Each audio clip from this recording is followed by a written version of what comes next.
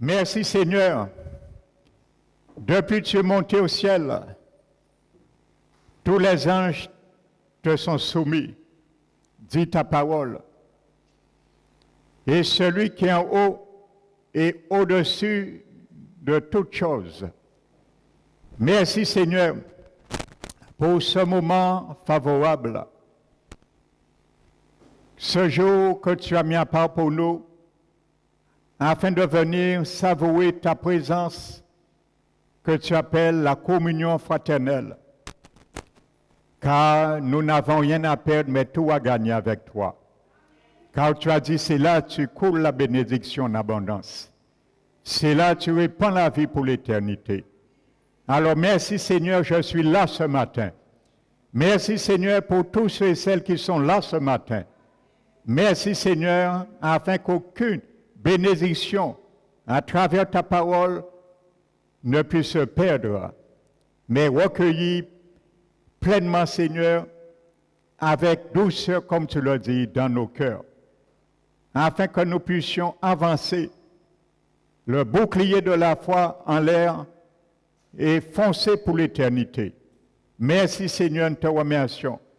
Merci pour cette onction fraîche que tu me donnes ce matin, afin que je m'appuie encore sur le Paraclétos, l'Esprit du Dieu vivant. C'est lui sur qui je m'appuie encore ce matin. Merci Saint-Esprit de Dieu pour ta présence dans ma vie, pour ton onction sur ma vie et ta présence dans ce lieu. Nous te remercions, Père, et nous glorifions ton Saint-Nom, car tu es le Prince, le Très-Haut de l'univers. Tu t'appelles Elion. Reçois la gloire que t'es due au nom de Jésus-Christ. Amen.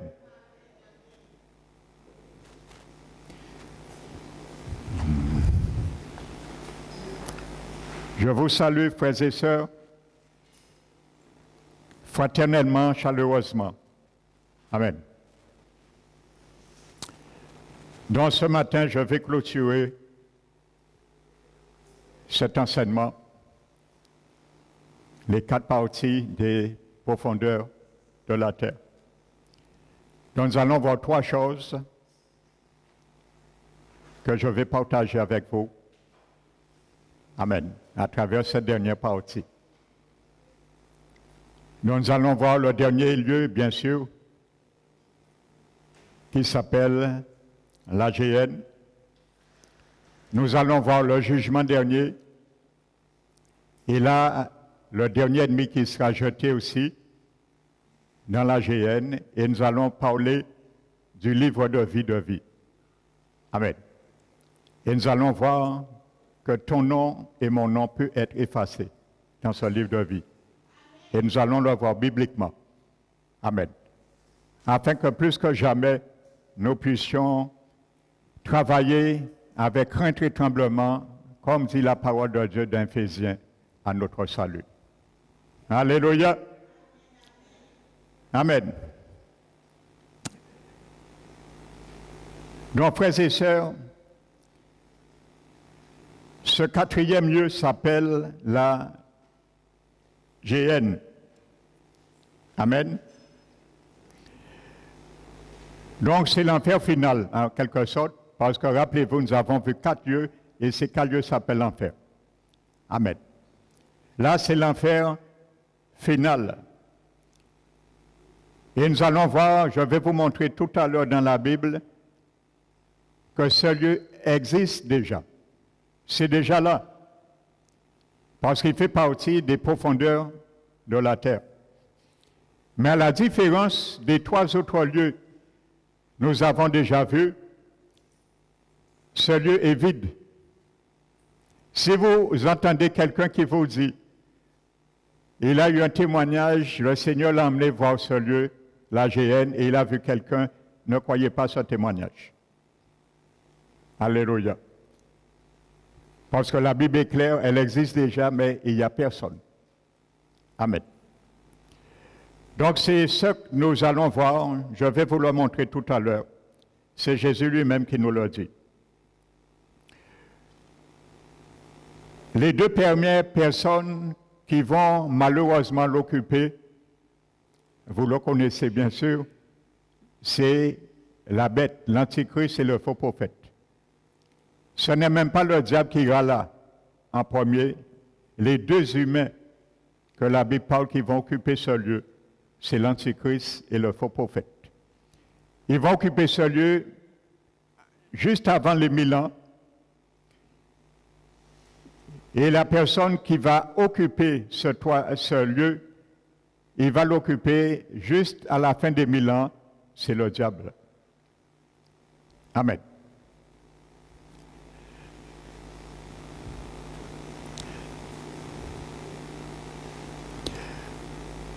Donc le terme le plus clair et le plus frappant qui est employé dans le Nouveau Testament pour décrire cet enfer final, les temps de feu, est Géhéna, qui a donné Géhenne. Donc ce mot Géhenne est le mot néo-testamentaire qui désigne la vallée d'En Hinnom. Voici ce que ça veut dire en hébreu. Géhenne veut dire la vallée de Ben Hinnom. Et c'est appelé aussi Tophé. Notez, parce que je n'aurai pas le temps de prendre toutes les textes avec vous, notez 2 Rois 23, chapitre 10, il est appelé aussi Tophé. Jérémie 7, versets 31-32. Et Jérémie 19, verset 6. Nous allons prendre Jérémie pour attirer votre attention sur quelque chose. Pourquoi Jésus a pris cette image de la géhenne? Jérémie chapitre 19.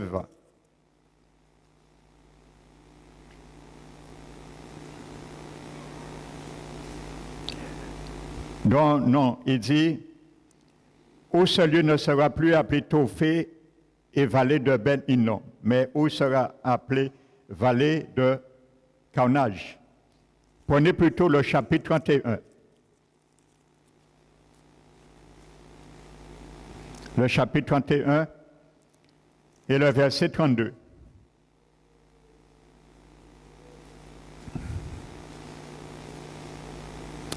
Jérémie 7, plutôt.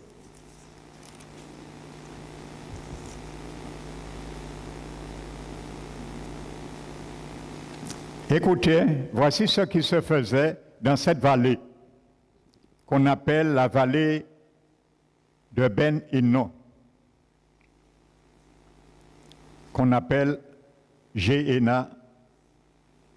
Amen. La Bible dit, ils ont bâti des hauts lieux à Tophé dans la vallée de Ben Hinnom. C'est une vallée qui a existé et qui existe aujourd'hui encore à Jérusalem, pour brûler au feu leurs fils et leurs filles, ce que je n'avais point ordonné. Ainsi de suite, vous allez le voir aussi dans Jérémie 19, versets 2 à 6. Amen. Donc, c'est une vallée qui est située au sud-ouest de Jérusalem. Et du temps de l'Ancien Testament, vous voyez les Israélites idolâtres brûlaient leurs enfants sur le bûcher en guise de sacrifice pour les dieux, le dieu de Moloch, ainsi de suite.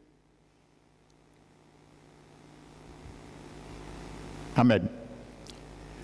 Donc, voici ce qui se passait. Vous voyez, on brûlait des enfants en sacrifice vivant.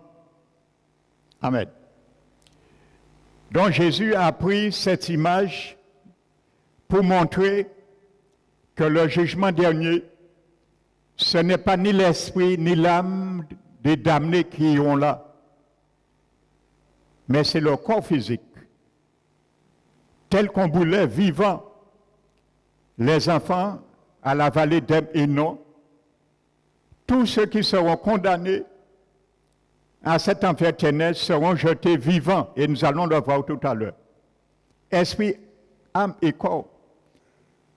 Mais la différence, lorsque le fils du roi Ézéchias, Manassé, a été un des rois les plus idolâtres qui a conduit Israël, c'est lui qui a commencé à faire ses sacrifices dans cette vallée. Et son frère, lorsqu'il est rentré sur le trône, qui s'appelle le roi Josias, c'est lui qui a réformé cela. Il a annulé cela.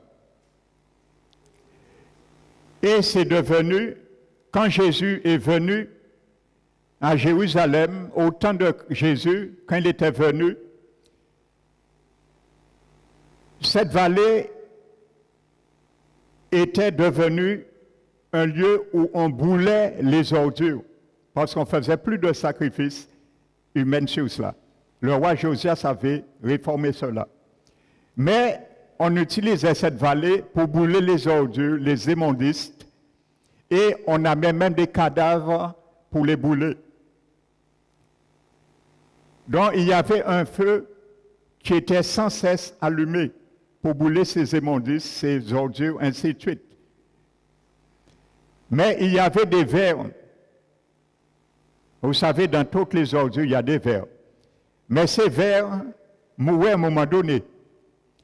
Et rappelez-vous, dans les évangiles, Jésus parlait de ce lieu, un lieu où les vers ne mourront point, à la différence de cette vallée d'Hymnon physique qui existait à Jérusalem. Amen. Et quand Jésus parle des vers qui ne mourront point, ce sont des vers démoniaques qui vont torturer les gens pendant l'éternité. Vous savez, ils vont rentrer dans un organe et ils vont sortir dans un autre organe. Ils vont s'amuser comme ça, hormis le feu éternel qui va brûler. Donc c'est un lieu que le corps de l'homme ne va pas être consumé comme qui se faisait avant. Parce que Dieu va donner aux damnés un corps, si je peux dire, infernal. Ça veut dire un corps physique qui sera adapté pour ce lieu éternel. Comme les saints qui seront sauvés, notre corps de résurrection, Dieu va l'aménager avec un corps qui sera adapté pour l'éternité. Mais les damnés, leur même corps qui vont ressusciter pour le jugement, seront adaptés aussi pour subir et résister à ce feu. Et ils vont rester là pendant l'éternité. Alléluia. Voici ce que le jugement de Dieu. Les gens qui rigolent de l'Évangile, ils ne savent pas cela. Mais ça ne va pas les soustraire de ce jugement. L'éternité. Amen. Donc quand Jésus est venu, c'était déjà un dépotoir. Donc ça existait toujours cette vallée. Donc Jésus a fait le parallèle pour que les Juifs puissent bien comprendre de quoi il parlait. Maintenant, si vous allez au XXIe siècle actuellement, si vous allez à Jérusalem, vous allez voir cette vallée qui était au début un lieu de sacrifice humain, qui a été assaini par Josias et qui était devenu un lieu qu'on brûlait les immondices. Aujourd'hui à Jérusalem, on l'a aménagé et on a fait un parc. Si vous allez à Jérusalem, vous allez voir la vallée d'Hinnom et aménagée. Ils ont fait un parc comme la place de la Victoire. Et c'est là que les amoureux viennent le soir parler, discuter. Donc c'est un parc maintenant. Donc Jésus ne parlait pas à ce lieu. Parce que j'étais dans une église, on nous enseignait que l'enfer n'existe pas, que tu ne peux jamais perdre ton salut, que toute personne sera sauvée, même s'ils meurent sans Christ, ils vont ressusciter pendant 1000 ans et ils auront une deuxième chance, des doctrines de démons qu'on nous enseignait. Et on disait que la vallée d'Hinnom, la Géhenne, c'est un lieu géographique. Donc il restait et mettait l'accent que sur ce lieu. Amen. Les vers mourront. Jésus a dit, les vers ne mourront point. Amen. Donc Jésus ne se trompait pas. Et nous allons le voir tout à l'heure. Donc je pouvais vous expliquer cela. Amen. Parce que je le répète, hein, il y a des enfants du Seigneur aujourd'hui. Ils viennent à l'église pour s'amuser avec les choses de Dieu. Je ne parle pas ici. Pas ici, pasteur Manuel Vizémoun. Je parle en général. Ils jouent avec la grâce de Dieu, mais tu vas voir, ce lieu est fait aussi pour les enfants du Seigneur. Ceux qui seront effacés du livre de vie. C'est là qu'ils iront aussi. Dieu ne fait acceptation à personne. Amen. Et je prends le soin de vous le dire et vous l'avertir encore une fois. Amen. Ce mot, on le trouve, le mot GN, 12 fois dans le Nouveau Testament. 12 fois. Amen. Donc le mot Géna vient de l'hébreu, je disais, plutôt le mot grec Géna vient de l'hébreu Gé-in-on, qui veut dire vallée de Himon. Amen. Donc on trouve ce lieu. Le premier occurrence, je vais vous montrer que ce lieu existe déjà. Regardez, quand Jésus parlait au jugement des nations, Jésus disait dans Matthieu 25 que quand le Fils de l'homme viendra dans toute sa gloire, il s'assiera sur le trône de sa gloire. Ça, c'est sa deuxième venue, lorsqu'il viendra.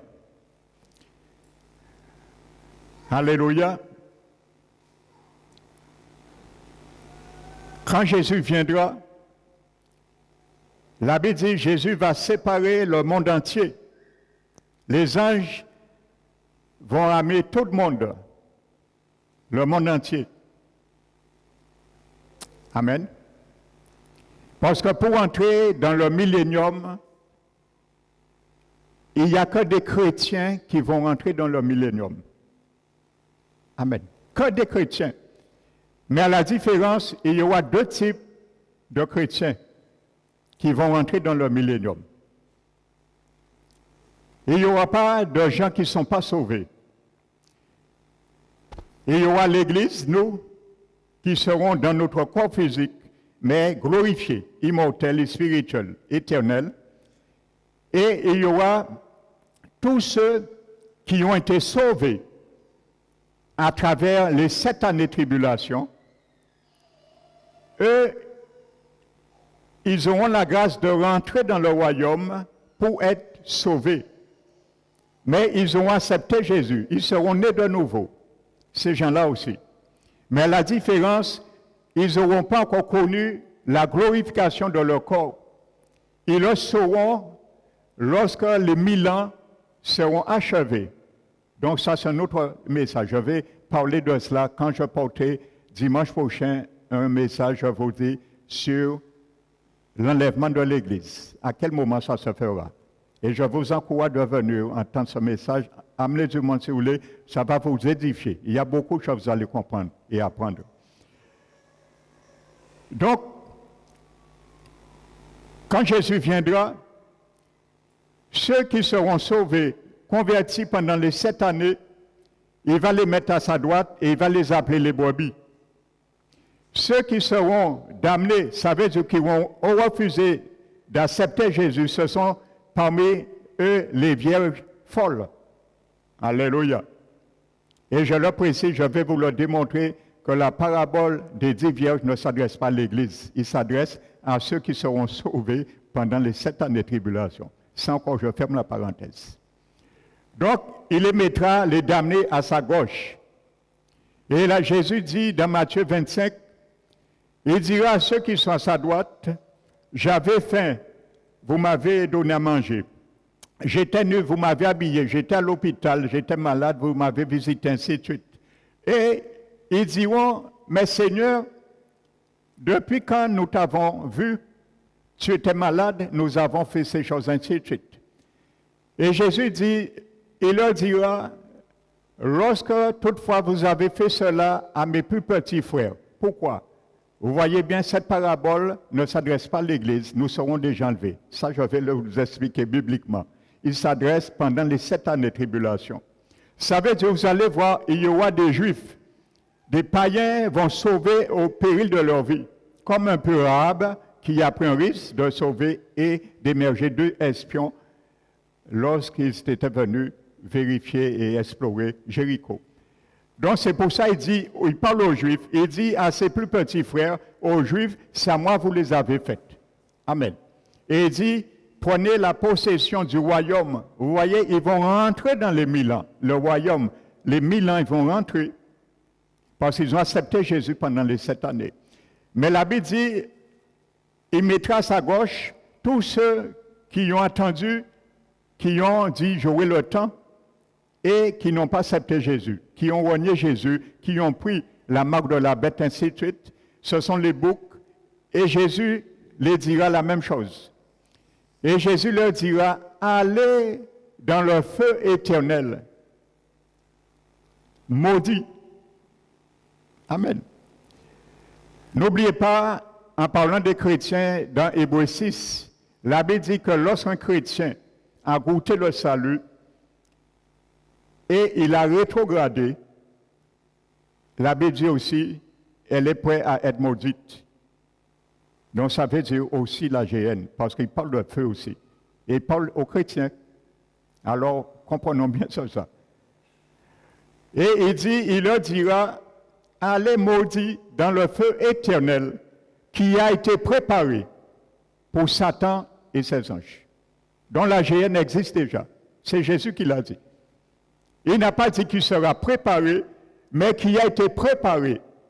Donc, elle existe déjà, ce lieu. Et ce lieu se trouve, je reprends le schéma,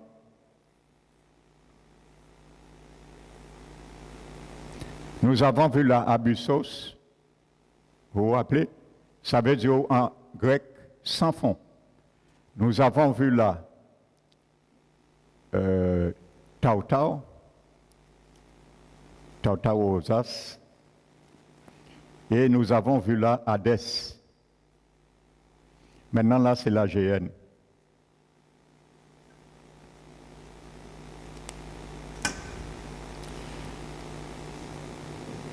Donc, ce lieu existe.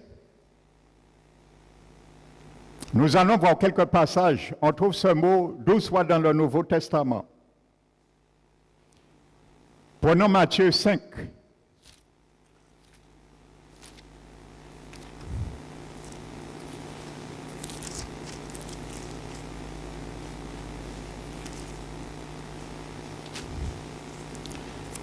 Verset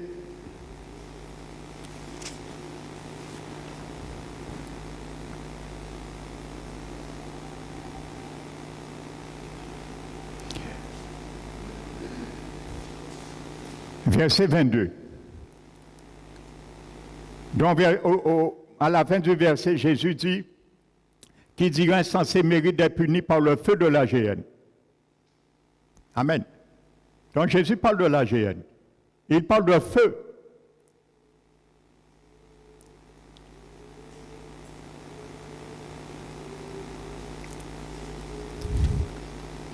Au verset 29, j'attire ton attention encore. Si ton œil droit est pour toi une occasion de chute, arrache-le et jette-le loin de toi, car il est avantageux pour toi qu'un seul de tes membres périsse et que ton corps entier ne soit jeté dans la géhenne. Ton corps entier qui est là. Amen. Hadès, c'est l'esprit et l'âme d'un défunt qui va là. Mais là, c'est le corps entier qui va là. Donc, si ton corps est entier, tu es vivant. Amen. Donc, Jésus leur dit encore au verset 30.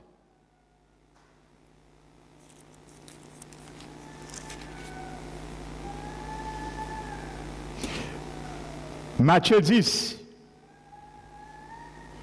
verset 28. Ne craignez pas ceux qui tuent le corps et qui ne peuvent tuer l'âme. Amen. Craignez plutôt celui qui peut faire périr l'âme et le corps dans la géhenne. Les adeptes de la théologie, je vous ai parlé dimanche dernier, la psychopaniquera. Ils ont pris ce verset pour vous dire, vous voyez, Jésus a dit, il va détruire l'âme dans la géhenne. Et ça veut dire l'inconscience.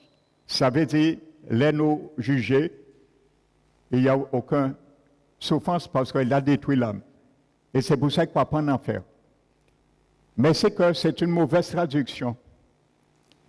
Littéralement, Jésus a dit, ne craignez pas celui qui peut tuer le corps, mais craignez plutôt celui, non seulement il peut tuer le corps, mais faire souffrir l'âme à la géhenne.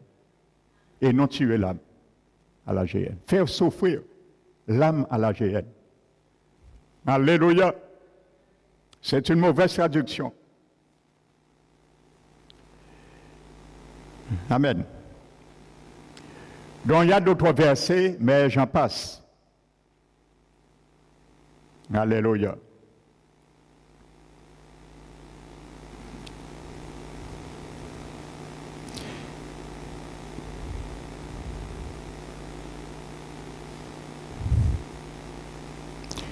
Donc je récapitule, je vais donner quand même.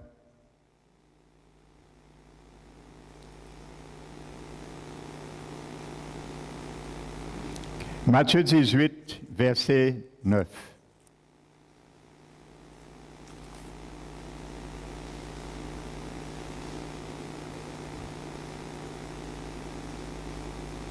Il répète la même chose.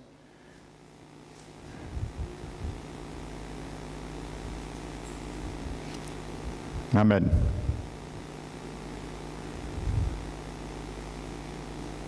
Donc cette vallée fait référence à l'étang de feu et de soufre qu'on voit dans Apocalypse chapitre 20.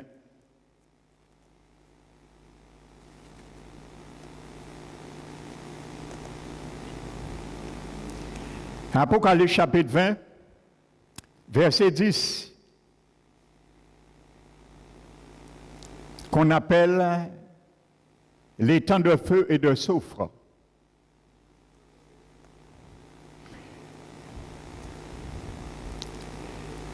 Il y a une servante du Seigneur, elle s'appelle Fernandez. J'avais écouté son témoignage. Elle avait fait une expérience avec Jésus.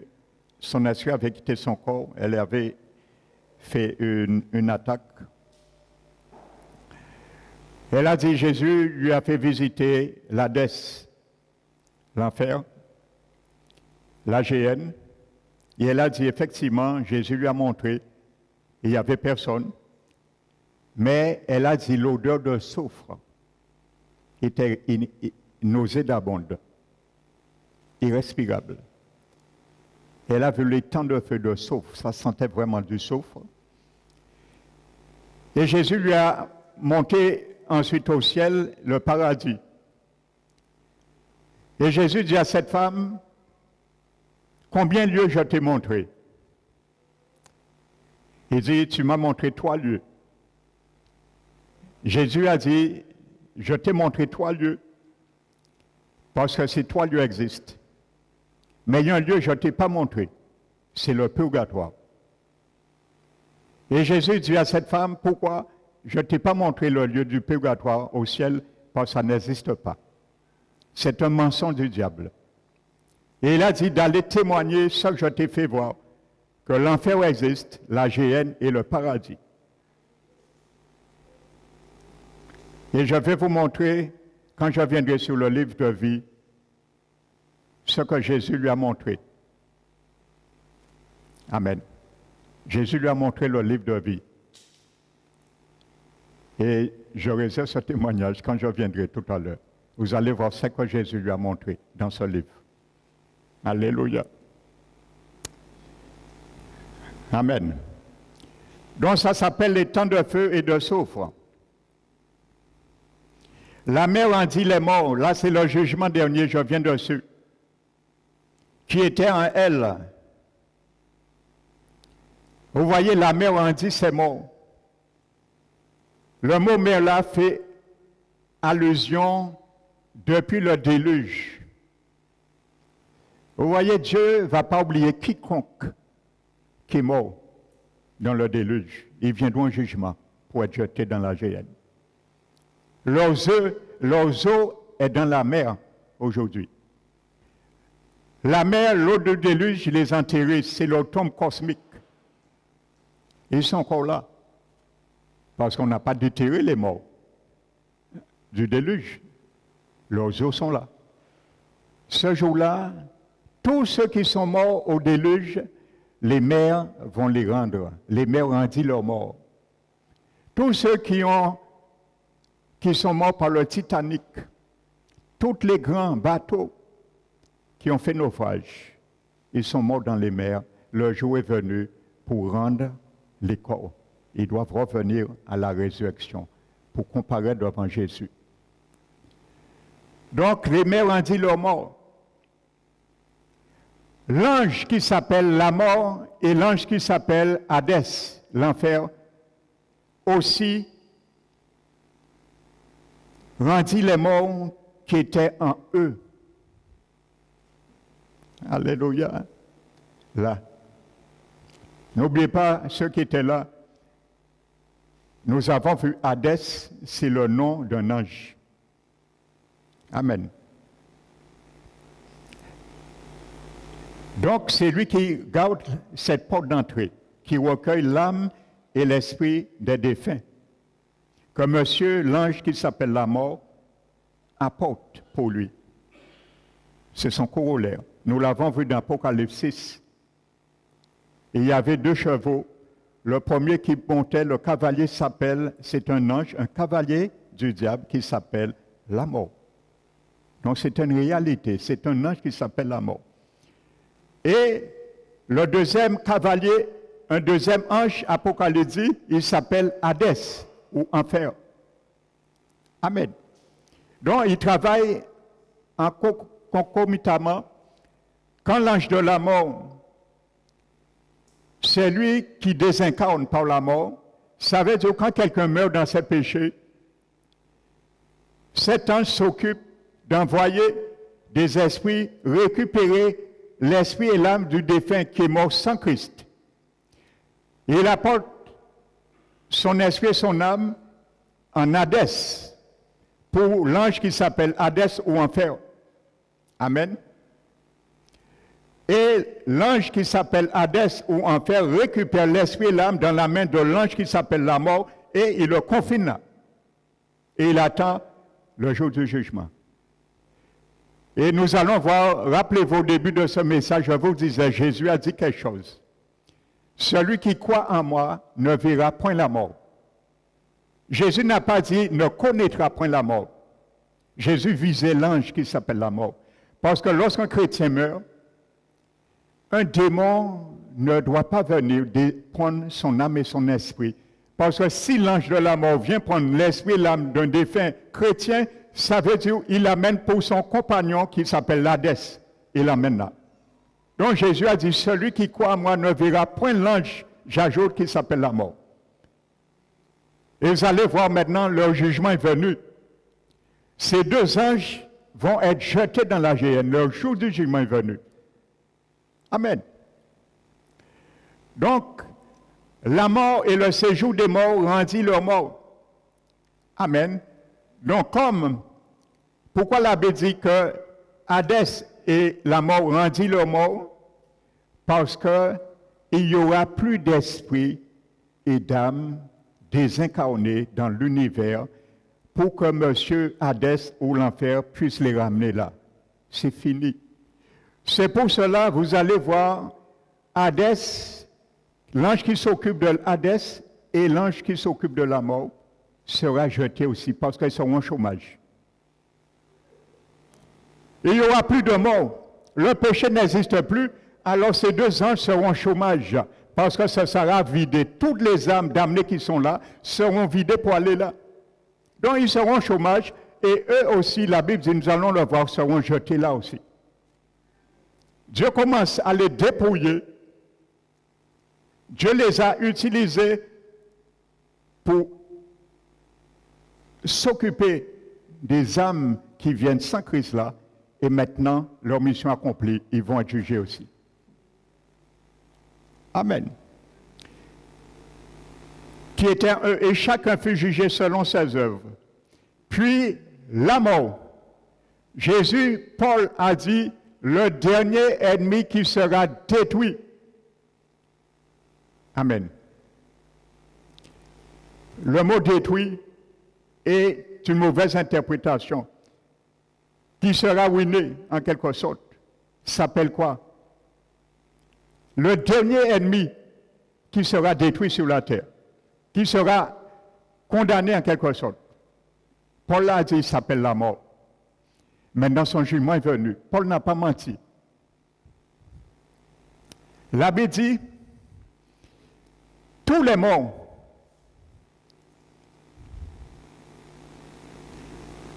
puis la mort et le séjour des morts furent jugés dans les temps de feu. C'est la seconde mort. Donc ça s'appelle aussi la seconde mort. Amen. Donc Paul n'a pas menti. Voici l'accomplissement de cette prophétie s'accomplit le jour du jugement. Tous les morts ont été jugés. Ils sont venus à la vie depuis Adam. Ils ont été jugés, condamnés à la géhenne. Satan est déjà condamné, il est déjà là. Ces anges, ces démons sont déjà là. Les deux dernières personnes qui restent allées là, c'est la mort et l'enfer, Hadès. Paul l'avait dit dans 1 Corinthiens 15, le dernier ennemi qui sera jugé, c'est la mort. Voici maintenant, il est jugé. Le dernier. Puis la mort et le séjour des morts, Hadès ou enfer, furent jetés dans les temps de feu. C'est la seconde mort. Alléluia. Donc voici ce qui se passera, frères et sœurs. Je récapitule. Abulos, ce sont des anges qui vont là. Nous l'avons vu. C'est une prison provisoire. Ils sortiront certains. Nous l'avons vu, pendant les 7 années, Dieu va permettre qu'ils sortent pour tourmenter l'humain, ainsi de suite. Tautaosas, ce sont aussi des anges qui sont là. Et je vous disais, ils sont conscients, une vie consciente. Eux, ils ne sortiront jamais. Nous avons vu, ce sont des anges qui ont eu des rapports sexuels avec des femmes sur terre. Et Dieu les a condamnés à rester là. Ça s'appelle les ténèbres, les régions de ténèbres, l'obscurité des ténèbres. C'est ça que ça veut dire en grec, tautaosas. Pierre nous l'a dit. Donc, eux, ils sortiront uniquement ce jour-là. Abusos sera vidé, tautaosas sera jugé, ils seront jetés là. Hadès, maintenant, les gens sortiront. L'ange qui s'appelle Hadès, l'ange qui s'appelle la mort, sortira aussi et tous seront jetés là. Et maintenant là, dans ce lieu, pendant l'éternité, il y aura le diable, il y aura ces anges déchus, il y aura ces démons, et il y aura toute l'humanité déchue qui seront là pour l'éternité. Alors imaginez-vous l'ambiance qui sera là. Satan qui est là. Et pas ni moyen sorti. Alors imaginez le scénario pendant l'éternité avec Satan personne. 24 sur 24. En train de souffrir pendant l'éternité. Et la Bible dit que ce feu ne s'éteindra point. Ils seront là et souffriront au siècle des siècles. Alléluia. Donc voici cela. En gros, frères et sœurs. Amen. Donc maintenant, je passe au jugement.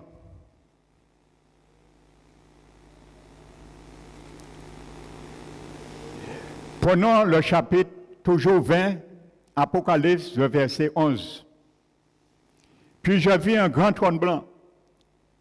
Et celui qui était assis dessus, nous savons, c'est Jésus, la terre et le ciel s'enfuirent devant ta face. Et il ne fut plus trouvé de place pour eux. La prophétie de l'apôtre Pierre s'accomplit là. Amen. N'oubliez pas ce que l'apôtre Pierre a écrit dans son deuxième épître, chapitre 3, en parlant de ce jour.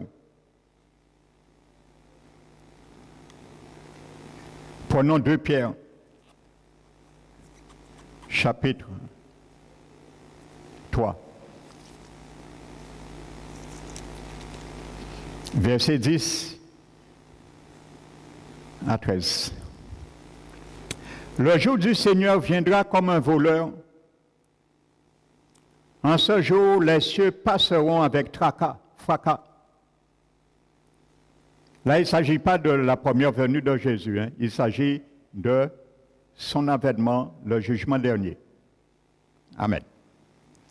Les éléments embrasés se dissoudront, et la terre, avec les œuvres qu'elle renferme, sera consumée. Puisque tout cela est en voie de dissolution, combien votre conduite et votre piété doivent être saintes. Attendez et hâtez l'avènement du jour de Dieu, jour à cause duquel les cieux enflammés se dissoudront et les éléments brasés se fondront. Mais nous attendons, selon sa promesse, de nouveaux cieux et une nouvelle terre où la justice habitera. Amen.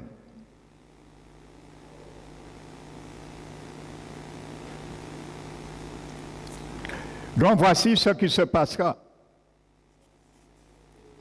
Ce jour-là, la terre va se rouler, il va disparaître. Dieu va décréer la terre et les cieux. Parce que le ciel, les cieux et la terre ont été souillés. Et la Bible dit que la terre, la création entière, soupire les douleurs de l'enfantement. Ce jour-là, la terre et les cieux vont enfanter la paix, la sérénité et la justice éternelle. Hébreux chapitre 1. Écoutez ce qu'il est dit en parlant de ce jour également, de Jésus. La Bible dit, le Père qui dit de Jésus, ô Dieu, ton trône est éternel. Et le sceptre de ton règne est un sceptre d'équité. Tu as aimé la justice et tu as haï l'iniquité. C'est pour cela, ô Dieu, ton Dieu t'a oint d'une huile de joie au-dessus de tes collègues. Il dit, toi aussi, Seigneur, au commencement, tu as fondé la terre,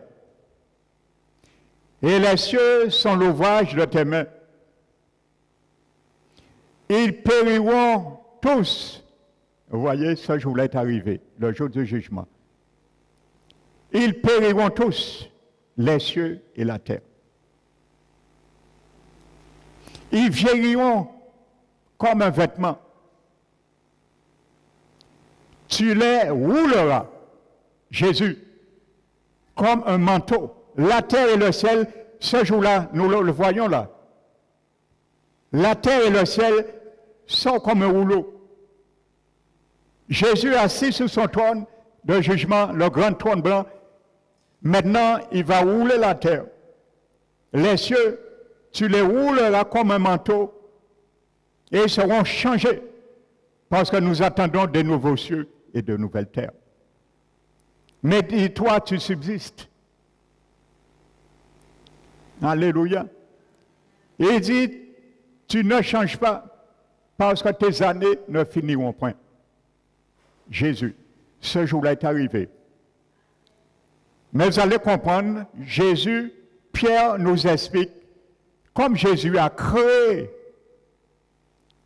la terre et les cieux, comme les scientifiques disent, il fallait des millions d'années pour créer la terre et le ciel. Jésus a pris une parole seulement. Et Jésus ne va pas prendre des millions d'années pour décréer ce qu'il a créé, ce sera aussi par la parole instantanée. Et c'est ce que Pierre nous explique. Amen.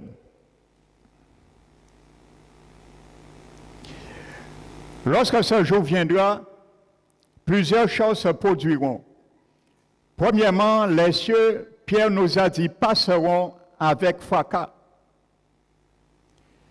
Le mot fracas, en grec, veut dire rosédon.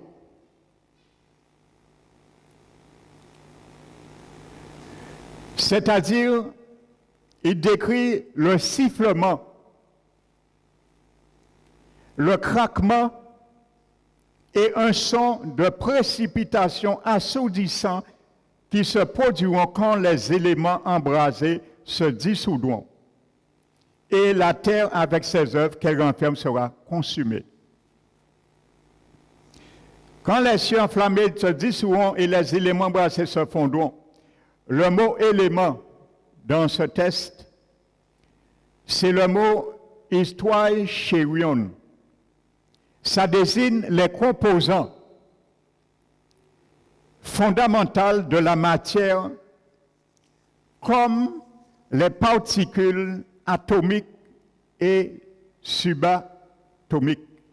Subatomique veut dire une taille inférieure à la taille de l'atome, encore plus petite. C'est ça que ça veut dire, subatomique. L'univers actuel explosera. Voici ce que ça veut dire, ces deux mots grecs. L'univers va exploser comme une bombe nucléaire gigantesque. Et la chaleur ardente qui en résultera fera en sorte que tous les éléments qui renferment les molécules, tout, se fondront. Dieu va faire fondre les molécules et les atomes. Alléluia. Littéralement. La loi actuelle de la thermodynamique selon laquelle la matière ne peut être ni créée ni détruite selon les scientifiques ne seront plus en vigueur. Par conséquent, l'univers sera consumé en totalité. À l'inverse, la création se produira alors. Alléluia.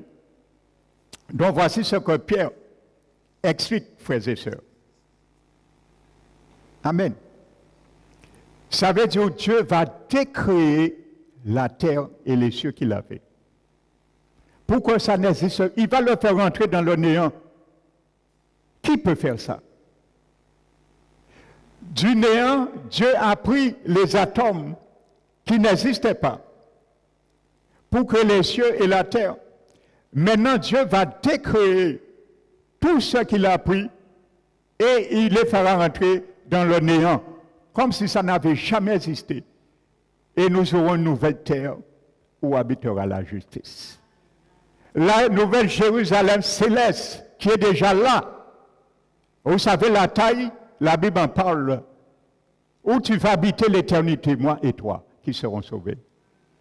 Un bâtiment, il fait 2200 km de haut. 2200 km, pas 200, 2200 mètres. 2200 km, la taille, la mesure est dans l'Apocalypse. Qui peut faire un tel bâtiment? Qui architecte ici peut faire ça? Une tour qui fait 2200 km de haut. Mais ça plus haut que la tour de Babel. Ni Rob trompé, lamentablement. Il a oublié que le plus grand architecte de l'univers, c'était Yahweh. Quand Nérob a voulu faire une tour à Babel, il a oublié qui était Dieu. Dieu confondit, Dieu dit, c'est moi seul ni doit de faire un bâtiment aussi énorme. Je suis le prince de l'univers. Je suis le très haut de l'univers. Ce bâtiment aura 2200 km de long et 2200 km de large, un cube. Vous savez, le seul instrument qui avait la forme d'un cube dans le tabernacle, qui peut me dire? C'était le lieu très saint. Le lieu très saint. Dans la construction du tabernacle, était en forme de cube. Donc c'est pour te montrer, ça veut dire que c'est la sainteté qui habitera là. Un cube. Alléluia. Vous savez, il y a eu des calculs par des biblistes, des commentateurs, des exégètes qui ont estimé le nombre d'habitants un tel bâtiment peut contenir.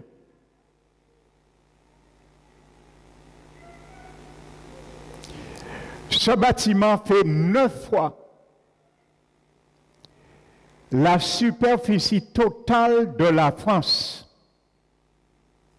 9 fois la Nouvelle-Jérusalem, cette cité, fait 9 fois la superficie de la France. La France entière. Voici là tu vas habiter, mon frère, ma soeur. Alors n'échoue pas dans ton salut aujourd'hui. Souffre comme un bon soldat de Jésus-Christ, comme il doit être. Et il y a trop de chrétiens, ce jour est plus proche que le jour que Paul a parlé, il a fui.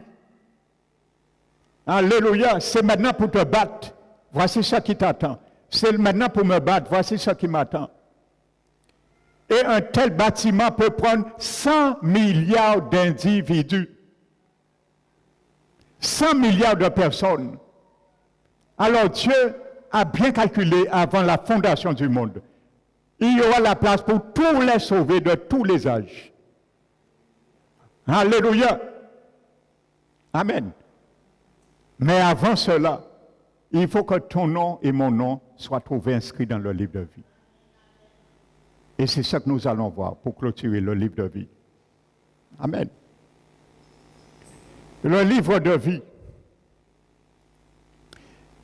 Apocalypse, n'oubliez pas, il y a un livre qui a été ouvert. Et l'abbé dit, quiconque ne fut, verset 15, Apocalypse 20, quiconque ne fut pas trouvé écrit dans le livre de vie fut jeté dans les temps de feu. Mon frère, ma soeur, je te pose une question aujourd'hui. Si ton nom, mon nom n'est pas inscrit dans le livre de vie, où serons-nous? Dis-le fort. Encore plus fort.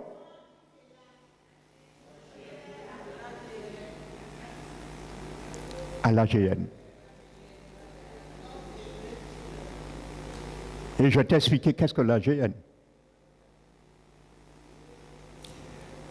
Donc, regardez ce que dit la Bible maintenant sur le livre de vie. Prenons Apocalypse chapitre 13.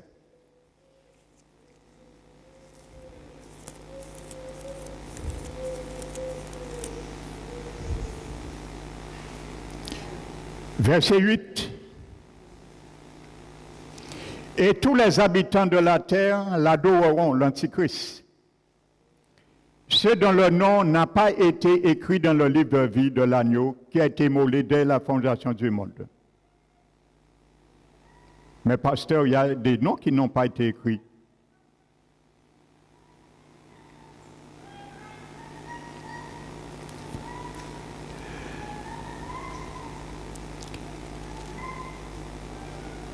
Nous allons voir Apocalypse chapitre 17, tout à l'heure dit la même chose. Vous savez, dans la Bible, il n'existe aucune base biblique qui montre que le livre de vie continue d'être complété. Hein? Et il n'y a aucune notion de nom rajouté.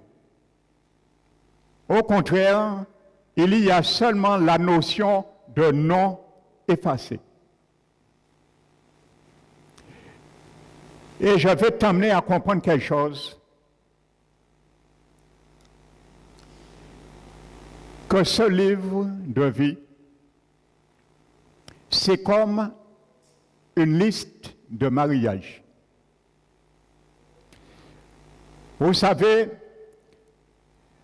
Jésus a illustré que Dieu son Père va marier son Fils qui est Jésus. Et il a donné beaucoup de paraboles pour bien illustrer cela. Toute l'humanité a été invitée, sans exception, avant même leur naissance. Donc, c'est comme un registre, une liste de mariage.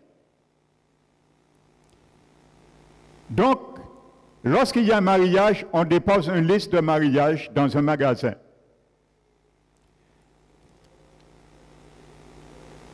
Je viens acheter un lit qui est dans cette liste. Mais pour que quelqu'un ne puisse pas acheter encore un lit, et bien marier là 10 lits. Donc, je mets mon nom, que j'ai pris le lit. Et c'est vendu. Amen. Donc, considère cela comme cela. Toute personne, avant la fondation du monde, a été écrite dans ce livre. Avant que je naisse, avant que tu naisses, ton nom était inscrit. Avant la fondation du monde. Amen. Toute l'humanité. Le nom d'Hitler était inscrit. Le nom de Judas était inscrit. Le nom de Staline était inscrit.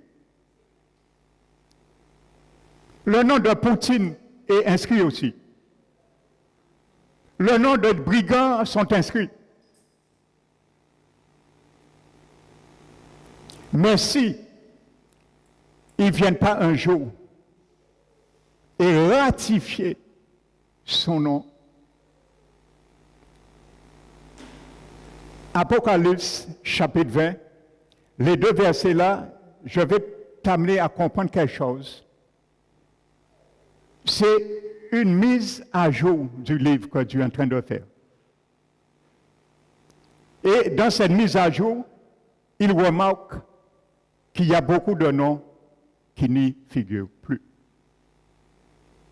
Ils avaient été écrits, mais dans cette mise à jour, il y a des noms qui n'y figurent plus. Avant de rentrer dans cette construction avec toi, je reviens sur le témoignage de cette même femme. Quand Jésus a amené cette femme au ciel, Jésus lui a dit, viens, je vais te faire voir quelque chose. Et Jésus prend ce livre, et Jésus l'ouvre, ce livre, c'est un livre en or. Les pages sont en or. Et Jésus dit, viens, mets-toi près de moi et regarde bien. Jésus ouvre une page dans ce livre et il fait cette femme voir. Et la page de ce livre de vie que Jésus ouvre était une page qui avait tous les membres de son église locale sur la terre, l'église de cette femme. Et Jésus lui dit, regarde les noms. Elle voit, il y a des prédicateurs. Dans son église, leur nom n'est pas là. Il voit des musiciens. Elle voit des chanteurs dans son église locale qui n'y figurent pas. Elle dit, Seigneur, mais pourquoi et le nom de beaucoup chrétiens dans son église ne figure pas? Et elle dit, Seigneur, mais pourquoi les noms de ces personnes, ils chantaient, ils prêchaient, ainsi de suite, ne figurent pas? Jésus l'a répondu, leur nom était écrit, mais ils ont été effacés. Et la femme dit, mais pourquoi Jésus? Il dit, parce que dans l'église, dans les quatre coins de l'église, ils parlaient comme un chrétien. Ils avaient l'apparence d'un chrétien. C'était des chrétiens sauvés. Hein? Mais dans le monde, ils parlaient comme le monde. Ils faisaient comme le monde. Ils marchaient comme le monde. C'est pour ça que j'ai effacé leur nom. Des chrétiens. Et Jésus montre quelque chose à cette femme. C'est une vue panoramique. Ça ne veut pas dire que chaque fois un chrétien pèse, son nom sera effacé et remis. Ce n'est pas ça. Mais Jésus a fait comprendre à cette femme quelque chose. Et elle dit, elle voit comme dans un écran, tous ces gens, leur nom a été effacé. Jésus les fait voir comme dans un écran au ciel, pendant elle est au ciel, que toutes ces personnes reviennent à la repentance. Et leur nom est inscrit de nouveau. Et c'est là que Jésus lui donne un avertissement. Il lui dit, va et avertis mon peuple pour que leur nom ne puisse jamais être effacé dans mon livre de vie. Et c'est ce que nous allons voir. C'est ce qui arrive. Et il y a une seule manière de comprendre cela. Quand quelqu'un vient au monde, son nom est affiché dans le livre de vie. Amen. Et cette personne est invitée au salut, aux noces, au mariage.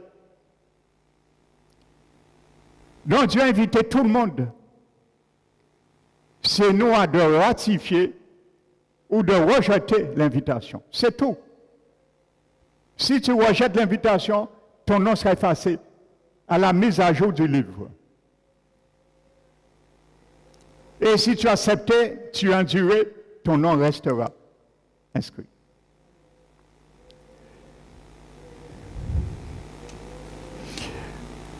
Somme, déjà, Exode 32. Notez, nous connaissons. Exode 32, verset 32-33. Le peuple a fait un veau d'or. Dieu va juger le peuple. Moïse intercède. Il dit, Éternel, non. Si tu détruis ton peuple, efface mon nom de ton livre de vie. Le nom de Moïse était déjà inscrit. Il n'était pas encore chrétien. Et le nom des pécheurs depuis Adam inscrit aussi. Dieu lui a dit non. C'est celui qui pêche contre moi que j'effacerai son nom dans mon livre. Amen. Prenez le psaume 69.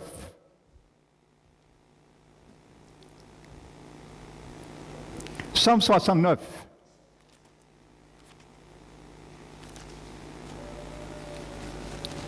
Verset 28.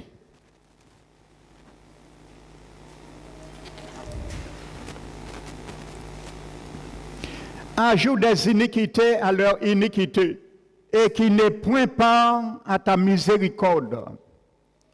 Qu'ils soient effacés du livre de vie, et qu'ils ne soient point inscrits avec les justes. Pour que ton nom puisse rester inscrit dans ce livre, il faut être juste. Il faut pratiquer la justice sur la terre pendant ton pèlerinage terrestre. La Bible est claire là. Qu'il ne soit point inscrit avec les justes.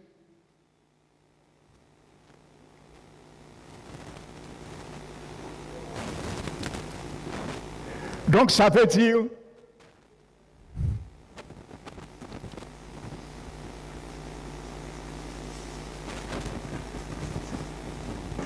mon frère, ma soeur, ça veut dire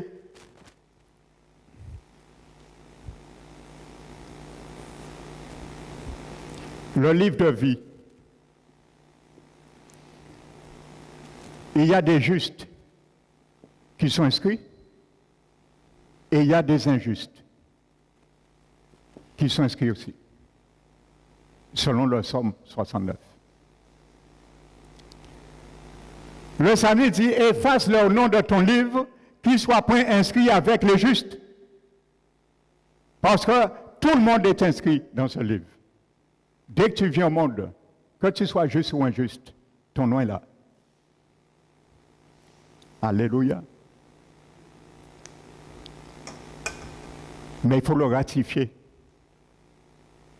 Quand tu le ratifies, tu deviens un juste dans le registre. Mais tant que tu ne l'as pas ratifié, tu es un injuste. Et si tu meurs injuste, le jour de la mise à jour du livre, ton nom, on ne le voit plus. Alléluia. Nous allons venir petit à petit. Apocalypse chapitre 3. Je prends le temps cette fois-ci de lire avec vous certains versets. Pour quand nous sortons ce matin ici, tous les jours de notre vie, priez à nos Seigneurs, fais que de sorte que mon nom reste inscrit dans ton livre de vie. Regardez ce que Jésus dit à son Église, des sauvés. Ceux qui ne croient pas au Père du salut vont vous dire, c'est des gens qui n'étaient pas convertis dans l'Église de Sardes. Celui qui vaincra, verset 5,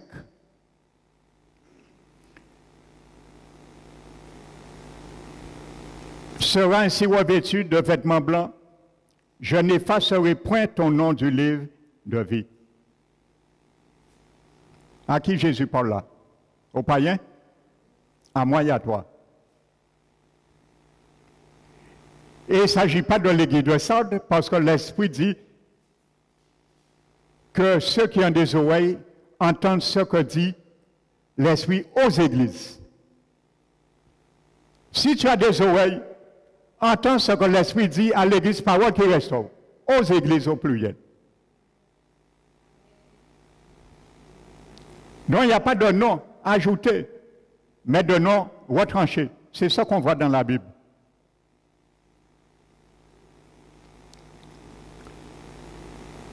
Effacer un nom signifie quoi, mon frère, ma soeur? Quand un nom est effacé, qu'est-ce que ça veut dire?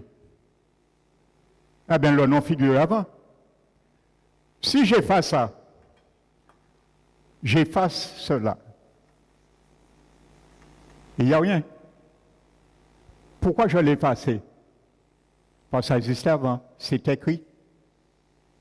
S'il n'y a pas quelque chose d'écrit, je ne peux pas effacer. Mais si j'efface, c'est parce qu'il est écrit. Amen. Comprenons cela. Amen. Ce n'est pas quand tu nais de nouveau, ton nom est inscrit dans le livre de vie. Quand tu nais de nouveau, tu ratifies ton nom. Tu es allé au magasin du Saint-Esprit de Jésus et tu as dit, je suis d'accord pour l'invitation aux noces de l'agneau. Alors je ratifie mon nom sur la liste de cadeaux. Mais le cadeau, tu as pris, il faut le conserver. Parce que si tu l'as perdu, ton nom serait effacé. C'est apprendre à conserver. Il y a un texte que j'aime beaucoup, c'est Acte 13, 48. La Bible nous dit, lorsque Paul et Barnabas, ils sont arrivés à Antioche de Pisidie, ils ont évangélisé les Juifs. Les Juifs, par jalousie, se sont retournés contre eux. Ils ont renoncé à la prédication. Ils ont insulté les apôtres. Paul leur dit, c'est à vous, premièrement, écoutez bien, Paul dit aux Juifs, c'est à vous Premièrement, qui a été donné de connaître la parole, de connaître l'Évangile. Amen. Et dit ça à vous premièrement. Qui a été donné de connaître l'Évangile. Mais puisque vous refusez, vous vous jugez vous-même indigne.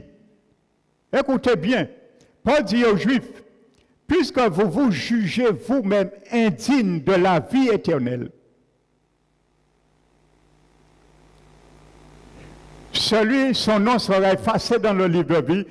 Pendant sa vie, il a jugé lui-même qu'il est indigne de la vie éternelle. Paul dit, alors nous allons nous tourner vers les païens. Amen. Si tu juges indigne du salut, ton nom sera bifurqué dans un autre registre, le registre de la GN. Et la Bible dit que les païens, lorsqu'ils ont entendu l'Évangile, ils ont été émerveillés, ils ont glorifié la parole de Dieu. Et la Bible dit que tous ceux qui ont été prédestinés à être sauvés. Non, tous ceux qui ont été prédestinés à la vie éternelle ont cru. Tous ceux qui ont été prédestinés à la vie éternelle ont cru.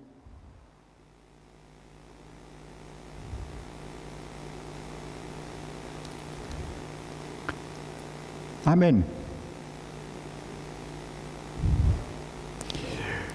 Dans ce texte, le verbe était prédestiné est à la voix passive. C'est un participe passif au temps parfait. Ça veut dire, c'est allocution grammaticale veut dire, ça dénote une action qui s'est fait produit dans le passé. Dieu, avant la fondation du monde, a écrit les noms de ces païens d'Antioche de Pisidie. C'est une action, ça dénote une action qui a été faite dans le passé, mais qui prend son effet uniquement au présent. Voici ce que ça veut dire, cette allocution grammaticale grecque. C'est Dieu qui est l'agent actif du salut. Il a inscrit toute l'humanité avant la fondation du monde. Tout est prédestiné à être sauvé. Mais un jour favorable, l'évangile se présente, il faut que tu ratifies ton nom. Et à ce moment, ce qui avait été prédestiné pour toi et moi deviennent notre partage. Amen. La Bible ne dit pas, ils ont été prédestinés à croire. Autrement, tout le monde est sauvé parce qu'ils étaient forcés de sauver par force. Ils n'ont pas été prédestinés à croire, ils ont été prédestinés à la vie éternelle, à la mesure qu'ils croient. Alléluia. Tout le monde veut la vie éternelle, mais très peu veut croire. Parce que quand tu vas croire, il faudra assumer ta vie éternelle. Commencer à mettre à côté certaines choses que tu aimais faire et que Dieu n'aime pas que tu continues à faire. Alléluia. Et je le dis tout le temps. Hein. Moi, c'est par expérience personnelle et je le dis. Que Dieu me pardonne si je me trompe. Mais je ne pense pas que je me trompe.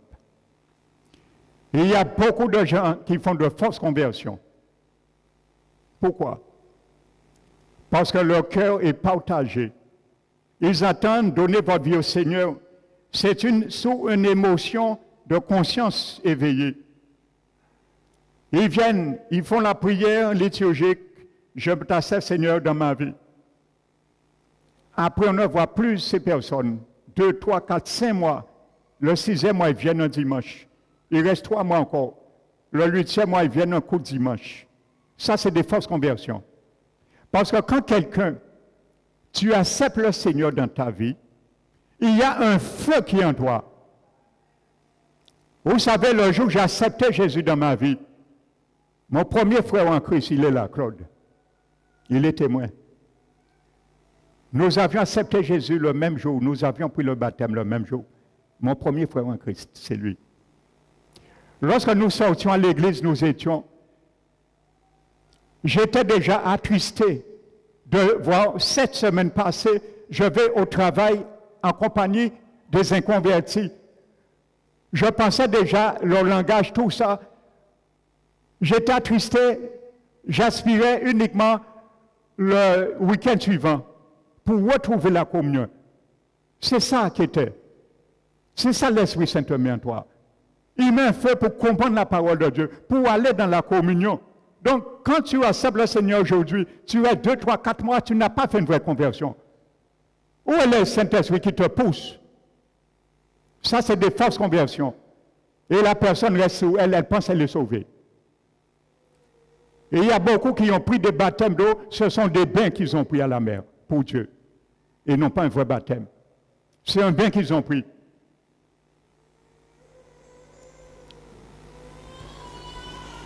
Un ancien, celui qui rétrograde, celui qui est refroidi, après 20 ans, 10 ans de conversion, on voit la personne peut-être reste 3 mois, ainsi de suite. Un ancien, on peut comprendre cela. Mais un nouveau-né, non, ça c'est une fausse conversion. Si je me trompe, que Dieu me pardonne. Parce que l'Esprit Saint, il y a un seul Esprit Saint. Désir mettre en moi que tu es converti, il peut mettre en tout cas converti. Alléluia. Amen. C'est pour ça que je leur dis, hein, je suis mal vu, je suis calomnié, ça fait rien. Parce que je dis la vérité. Et beaucoup de monde pas mettre ça qu'a dit. Mais ça fait rien. C'est mon mandat. Alléluia. Et tant le Seigneur me permettra, je prêcherai la sainte doctrine. Parce qu'il y a des choses qu'on veut entendre. Peut-être qu'il n'y a pas beaucoup de monde à l'église parole qui reste parce qu'on veut entendre ce qu'on veut entendre. Mais comme nous ne pas entendre ça, nous veut entendre, nous allons ailleurs, entendre ça, nous veut entendre.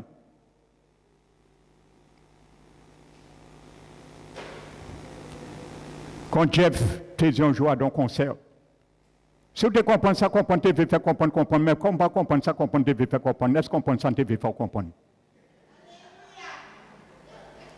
C'est Jeff un jour qui avait dit ça. Chanter à Gramas, là, il était rentré dans le concert. Eh bien, c'est la réalité là. Nous ne voulons pas comprendre ça, l'Esprit veut faire nous comprendre. Mais quand nous comprenons ça, nous veut faire comprendre. Alléluia.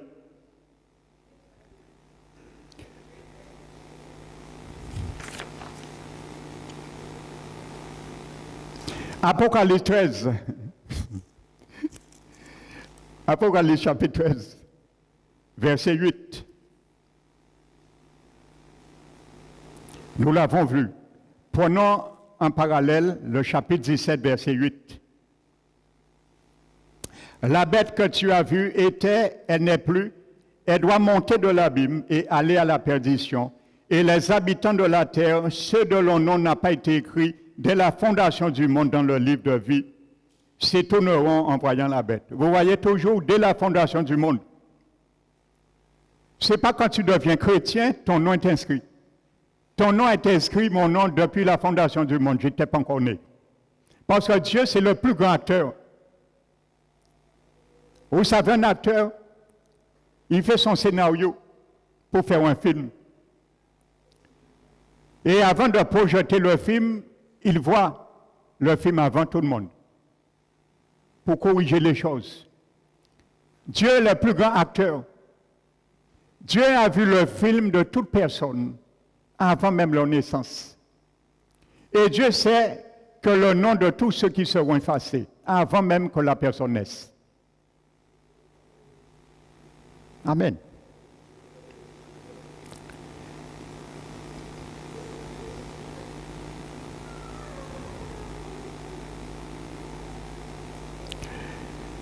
Dans l'expression, dans ces deux versets, nous avons vu.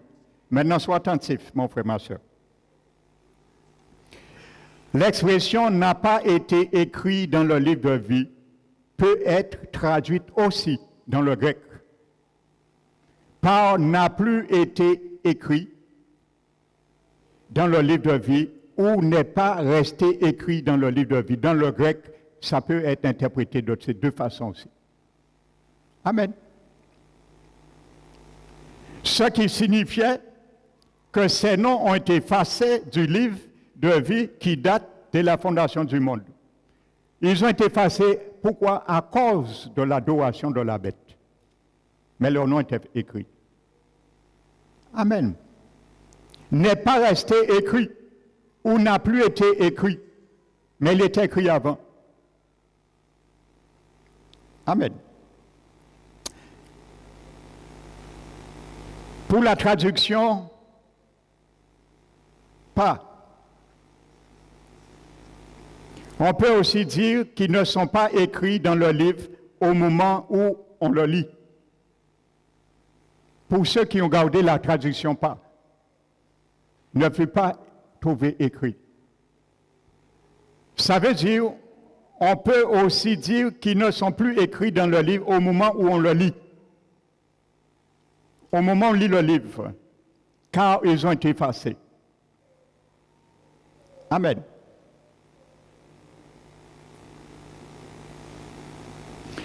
Et comme je disais, dans le chapitre 20, le verset 15, et le chapitre 21, le verset 27, ces deux versets font état du livre après la mise à jour, après que les noms ont été effacés. Amen. Et là, nous allons venir sur cela. Donc, ce qui compte, ce n'est pas que nos noms aient été inscrits dans le livre, mais qu'ils soient restés écrits. Jésus a dit, ne vous réjouissez pas que les démons vous obéissent, mais réjouissez-vous que votre nom reste inscrit dans le livre de vie. Pourquoi Jésus l'a dit? C'est que nom-là peut être effacé. Amen. Jésus n'avait pas perdu son bon sens. Amen. Dans ce verset, Apocalypse, quiconque, verset 15, Apocalypse 20, quiconque ne fut pas trouvé écrit dans le livre de vie fut jeté dans les temps de feu. Le verbe écrit en grec, d'une façon générale, c'est le mot grec grapho,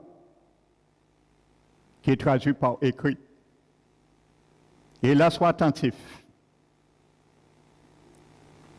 Dans ce texte,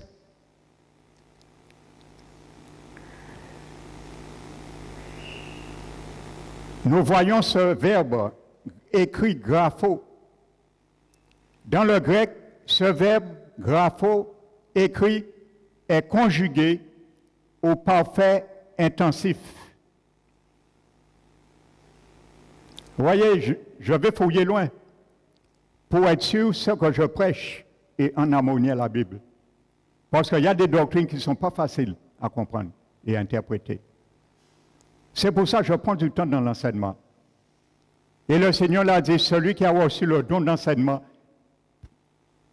travaille à son enseignement. Amen. C'est ça que moi je fais. C'est pour, je le répète, comme je l'ai déjà dit, on ne fait pas bon Dieu demander moins compte pour pont mon ici. Je veux que mes mains soient pures de votre sang. Amen. Alléluia. Donc, ce verbe est conjugué au parfait intensif. Qu'est-ce que ça veut dire? C'est un parfait de l'indicatif qui est à la voix passive. Et ce verbe conjugué Au parfait de l'indicatif à la voix passive, c'est le mot j'ai gratté. J'ai gratté. Ce n'est pas j'ai gratté, hein? J'ai gratté. Alléluia. Pas gratté non à un livre là. J'ai gratté. G-E-G-R-A-P-T-A-I.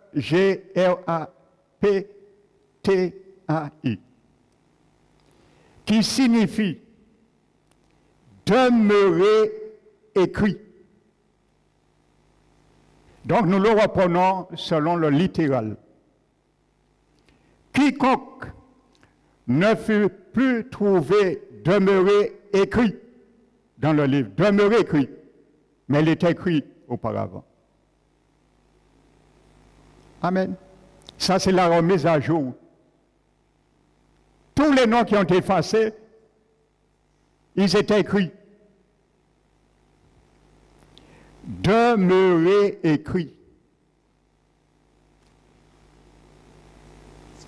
Amen.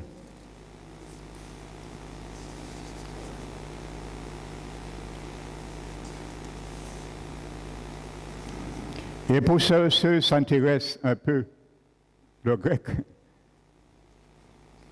quand la particule, une particule, c'est ce qu'on appelle un petit mot invariable qui sert à indiquer des rapports grammaticaux. Je prends un exemple. Si vous dites celle, et si vous ajoutez une particule, vous mettez là, vous allez dire celle-là. Le là, c'est une particule. Donc c'est ça qu'il faut comprendre. Alléluia.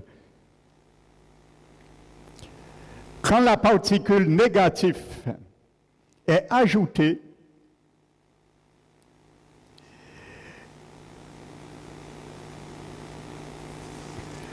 cela peut se lire aussi, qui n'ont jamais été écrits ou qui ne sont pas demeurés écrits. Amen. Donc de plus, le mot grec traduit par le mot pas est ouk devant une voyelle ou ouche devant un aspiré. Et ce mot est répertorié sous le numéro 3000, tu peux le vérifier, 3756 dans la concordance Strong.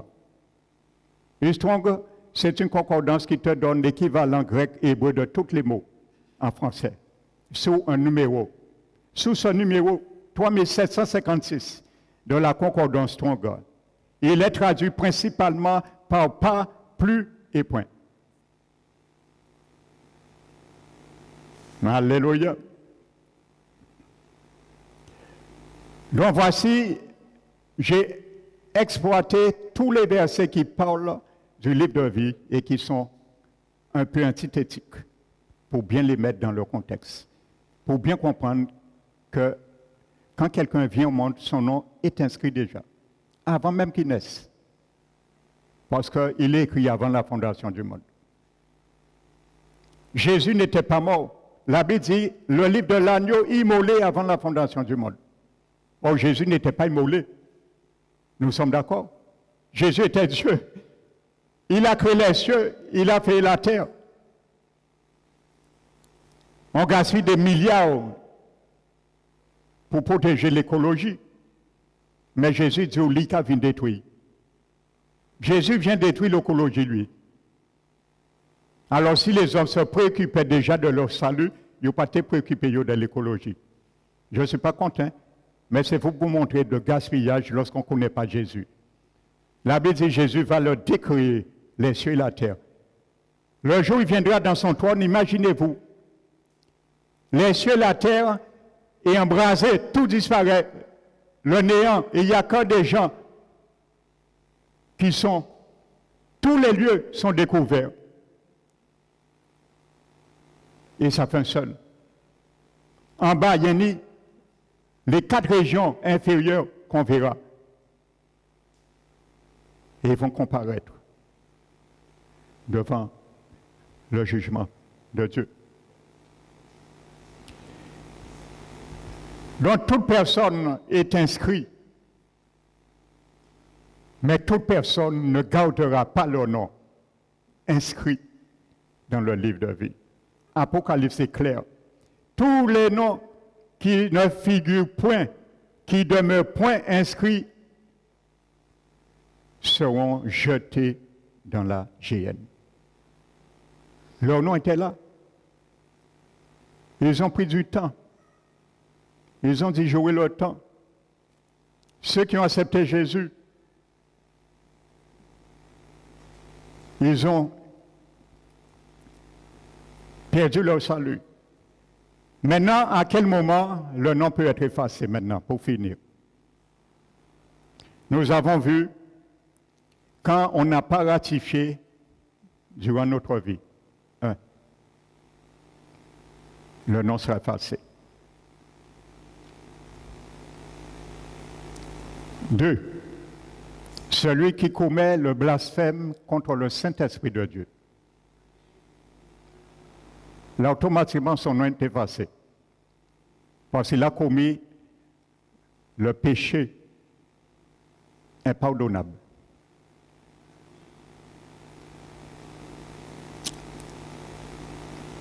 Et il y a trois grands péchés, je le cite, qui guettent nos vies. Et ce n'est pas la même chose. Il y a le péché impardonnable. Il y a le blasphème contre le Saint-Esprit. Et il y a le péché qui mène à la mort. Ces trois péchés nous condamnent dans la damnation éternelle. Mais c'est trois choses différentes. Le blasphème contre le Saint-Esprit, c'est un péché. Tu es sûr et tu es conscient que c'est l'Esprit de Dieu qui fait des miracles, qui délivre, qui te parle. Ce n'est pas par faiblesse ou par ignorance, mais tu décides de ne pas croire et de le rejeter. C'est ça, le blasphème, le péché du blasphème contre le Saint-Esprit. Et il y a un deuxième péché. Jacques le parle, il a dit, si tu vois ton frère, pas un païen, ton frère, commettre un péché qui ne mène pas à la mort éternelle, je vais ajouter. Parce qu'il sait très bien, Hébreux 9, 27 dit, il est réservé à tout homme de mourir une seule fois. Prie pour elle, prie pour lui.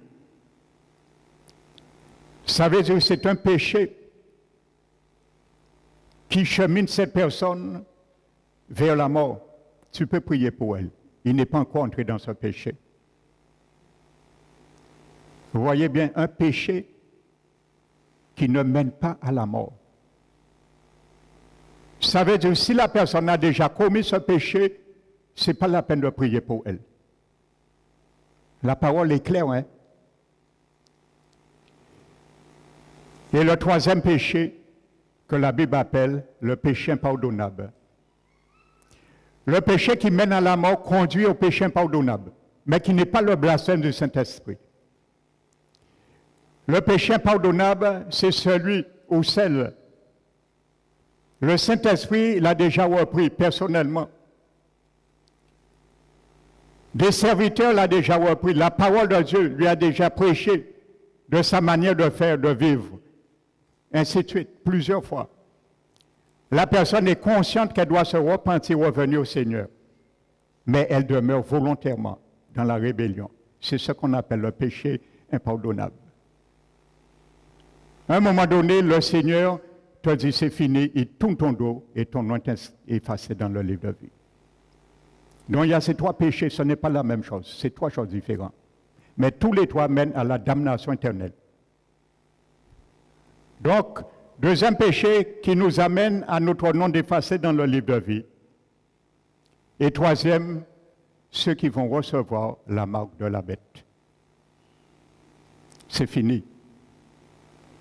Frères et sœurs, priez dès aujourd'hui que tout membre de notre famille que ce soit Timoun en nous, petit Timoun en nous, famille en nous pour convertir, qui a subi les 7 années de tribulation, priez déjà pour cela, pour mettre un monument devant le ciel, pour qu'ils ne connaissent pas la marque de la bête.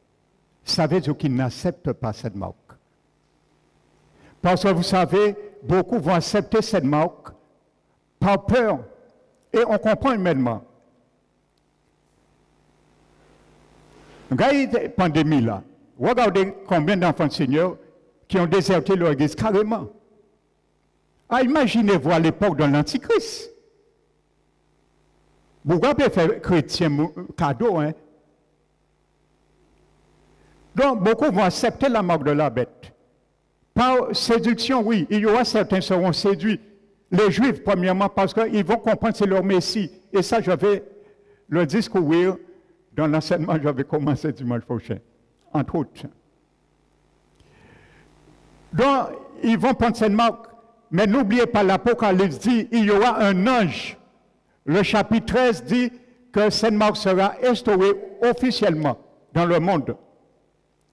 Et la Bible dit au chapitre 14, je crois, d'Apocalypse, Dieu par amour va envoyer un ange descendre du ciel et l'ange va parcourir le monde entier. Toute nation, toute langue, toute tribu va entendre ce qu'il dit là. L'ange va dire, ne prenez pas la marque de la bête. Ne prenez pas la marque de la bête. Si vous prenez la marque de la bête, vous irez dans les temps de feu et de soufre. Donc les gens seront avertis. C'est pour cela, ceux qui vont prendre ça à la légère en pensant après ou demander pardon à Dieu, c'est fini.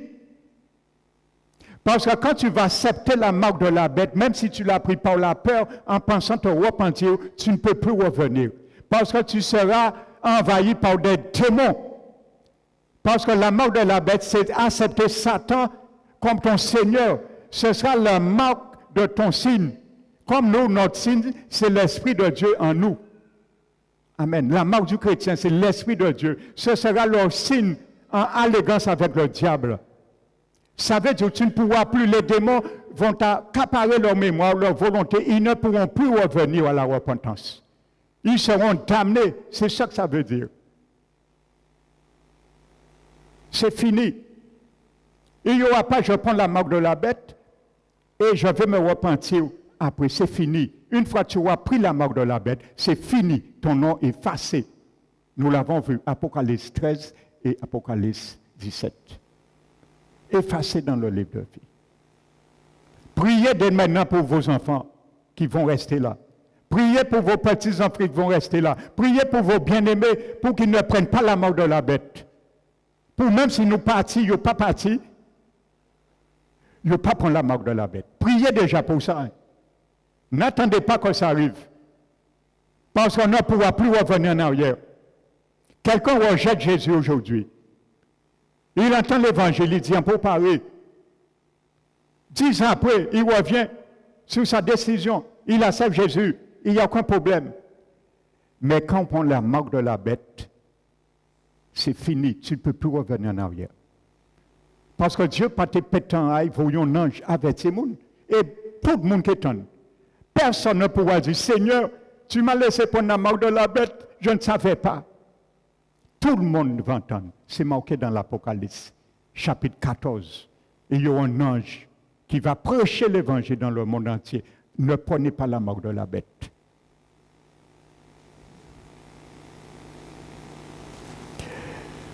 Donc, on a vu, et on peut dire, je peux dire quatrièmement, ce sont les chrétiens qui ont joué avec la grâce de Dieu. Ils ont entendu des exhortations d'arroser leur salut, de protéger leur salut, mais ils ont entendu aussi d'autres enseignements qui disaient que nous ne pourrons jamais perdre notre salut. Donc, ils ont plus flirté avec ces messages et ces messages ont fait que leur nom a été aussi effacé du livre de vie. Parce que de plus en plus, c'est ça qui périt dans le monde. Accepte Christ, tu es sauvé. Et après ça, allez aux États-Unis. Vous allez voir ces églises, ils ont 10 000, 30 000 membres. 30 000 membres, c'est normal. Jésus a dit la grande porte qui mène à la perdition, elle est spacieuse et elle est large. Mais la porte qui est restreinte, resserrée, c'est là les églises qu'on prêche la sanctification. Et il n'y a pas beaucoup de membres là. Alléluia. Que tu sois parmi ce lot, ceux qui sanctifient leur vie, ceux qui ne sont pas de ceux pour perdre leur âme, pour l'acquisition de la colère, mais pour l'acquisition de leur salut. Que tu sois celui-là, que je sois celui-là, au nom de Jésus-Christ. Amen. Nous allons